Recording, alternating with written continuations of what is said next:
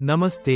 ఈరోజు మనం భారతదేశ చరిత్ర, శిల్పకళలకు నిలువెత్తు నిదర్శనమైన తంజావూరులోని బృహదీశ్వరాలయం గురించి కొన్ని ఆశ్చర్యకరమైన విషయాలు తెలుసుకుందాం. మీ వ్లాగ్ కోసం కొన్ని ఆసక్తికరమైన అంశాలు ఇక్కడ ఉన్నాయి. 1000 ఏళ్ల చరిత్ర. ఇది మామూలు గుడి కాదు, 1000 సంవత్సరాలకు పైగా చరిత్ర ఉన్న గొప్ప ఆలయం.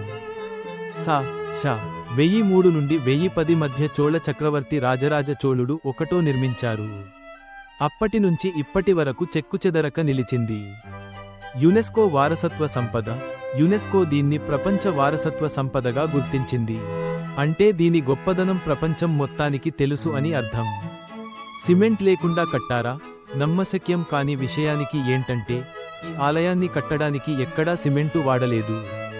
కేవలం రాళ్లను ఒకదానికొకటి బలంగా జోడించి కట్టారు. ఆ రోజుల్లోనే ఇంతటి అద్భుతమైన ఇంజనీరింగ్ అంటే ఆశ్చర్యమే కదా. 200 అడుగుల ఎత్తైన గోపురం.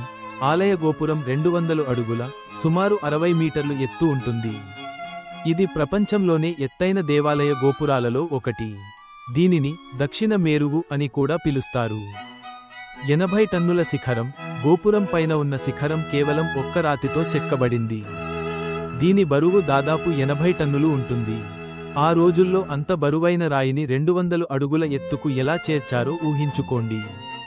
చాలామంది దీనికి సుమారు 6 కిలోమీటర్ల పొడవైన ర్యాంపు వాడారని అంటారు.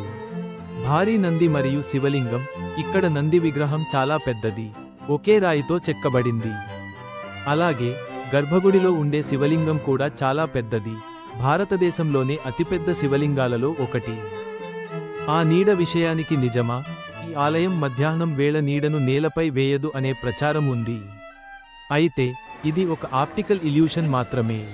ఆలయ నిర్మాణం వల్ల దాని ఛాయ పడాల్సిన చోట పడదు అంతే.